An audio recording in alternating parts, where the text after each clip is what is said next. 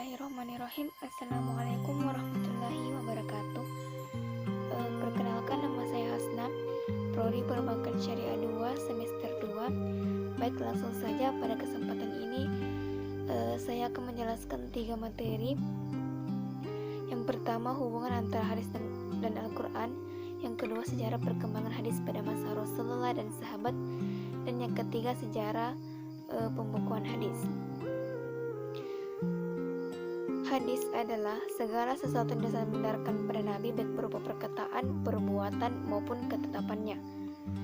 Sedangkan Al-Quran adalah kitab yang dijadikan pedoman umat manusia yang diturunkan secara beransur-ansur kepada Rasulullah SAW melalui perantara malaikat Jibril. Hubungan antara hadis dengan Al-Quran, keduanya merupakan sumber hukum syara yang saling berkaitan satu sama lain, dan keduanya merupakan wahyu dari Allah Subhanahu wa taala. Sejarah hadis pada masa Rasulullah dan sahabat. Hadis pada masa Rasulullah Shallallahu alaihi wasallam. Perhatian sahabat kepada hadis sangat tinggi, terutama di berbagai tempat risalah Islamiyah seperti di masjid, halaqah ilmu, dan tempat yang telah dijanjikan oleh Rasulullah Shallallahu alaihi wasallam. Pada masa Rasulullah Shallallahu alaihi wasallam, sedikit sekali yang sahabat yang bisa menulis dengan baik, sehingga yang menjadi andalan mereka adalah menerima hadis dengan menghafal. Hadis pada waktu itu hanya diingat dan dihafal oleh para sahabat karena kondisi dan situasi yang tidak memungkinkan. Rasulullah Shallallahu alaihi wasallam melarang penulisan hadis karena khawatir akan tercampur antara catatan hadis dengan Al-Quran. Larangan penulisan hadis bersifat umum, sedangkan izin penulisan hadis bersifat khusus kepada sahabat yang pandai menulis dengan baik. Larangan penulisan hadis terjadi pada periode permulaan, sedangkan izin penulisan hadis diberikan pada periode akhir kerasulan. Larangan penulisan hadis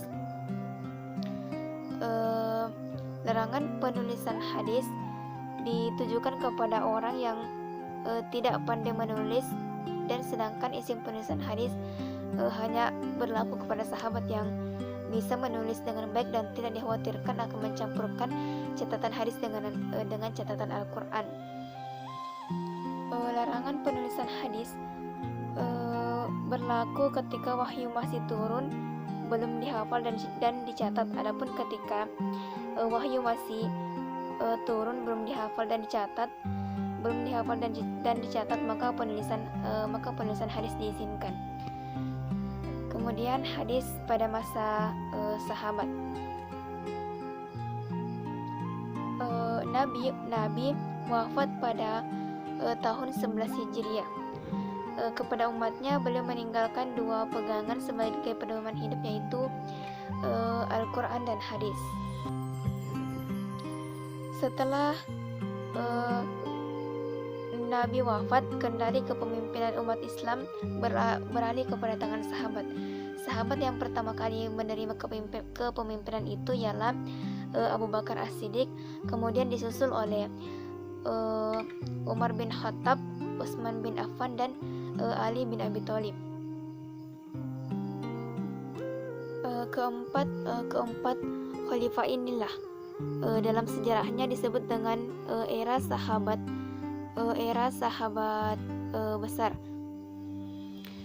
Setelah Ali bin Abi Thalib wafat, maka berakhirlah era sahabat besar dan menyusul kepada era sahabat kecil. Pada masa itu muncullah para tabi'in besar yang bekerja sama dalam perkembangan pengetahuan dengan para sahabat Nabi yang masih hidup pada masa itu. Di antara sahabat Nabi yang masih hidup setelah periode era sahabat besar ialah dan yang cukup besar peranannya dalam periwayatan hadis ialah Aisyah istri Rasulullah Shallallahu Alaihi Wasallam, Abu Hurairah, Abdullah bin Abbas, Abdullah bin Umar bin Al-Khattab, dan Jabir bin Abdullah. Para sahabat mengetahui kedudukan As-Sunnah sebagai sumber syariah pertama setelah Al-Quran Al-Karim.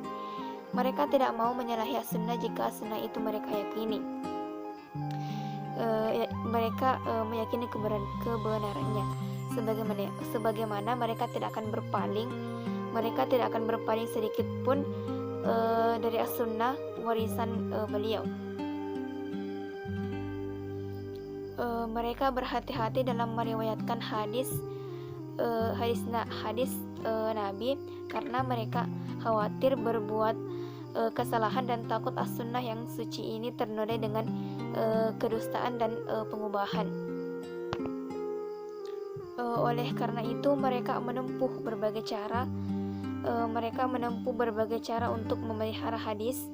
Mereka lebih memilih bersikap sedang dalam periwayatan hadis dari Rasulullah Shallallahu Alaihi Wasallam.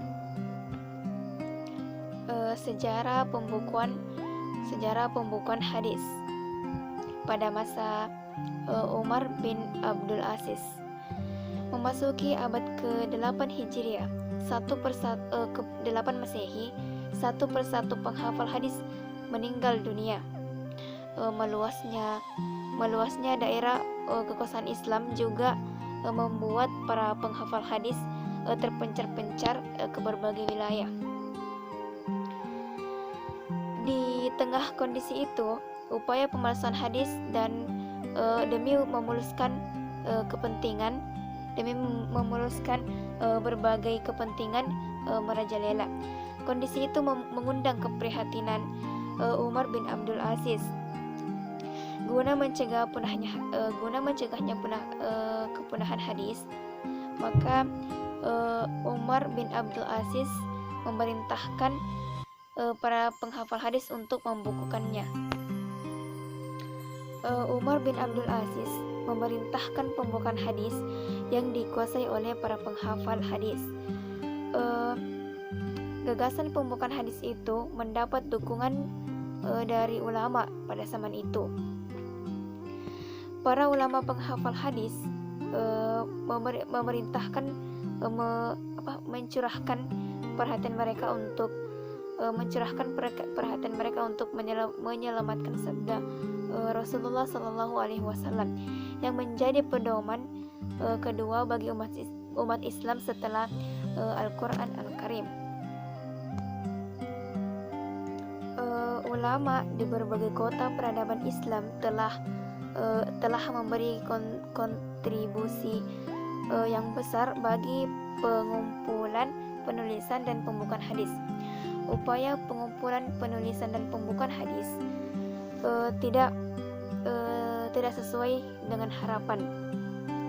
Pada masa itu masih terjadi percampuran antara sabda Rasulullah Shallallahu Alaihi Wasallam dengan fatwa sahabat dan tabi'in.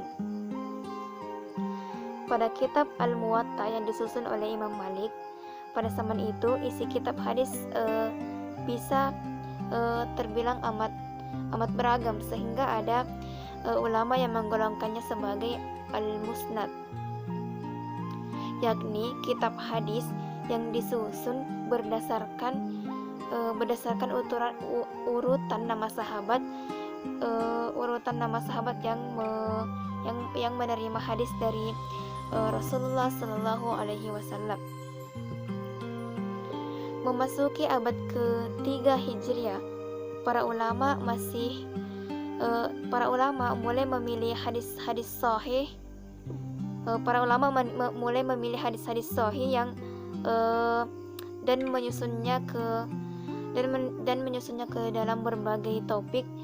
Pada abad ini disebut dengan sejarah Islam sebagai era tadwin atau pembukuan hadis. Pada masa ini muncullah ulama-ulama pada masa ini, muncullah ulama-ulama ahli hadis yang membukukan sabda Rasulullah Shallallahu Alaihi Wasallam secara sistematis. Baik, itu saja yang bisa saya sampaikan. Lebih dan kurangnya mohon dimaafkan. Saya akhiri dengan ucapan wallahul muwaffiq ila aqwamit thoriq. Wassalamualaikum warahmatullahi wabarakatuh.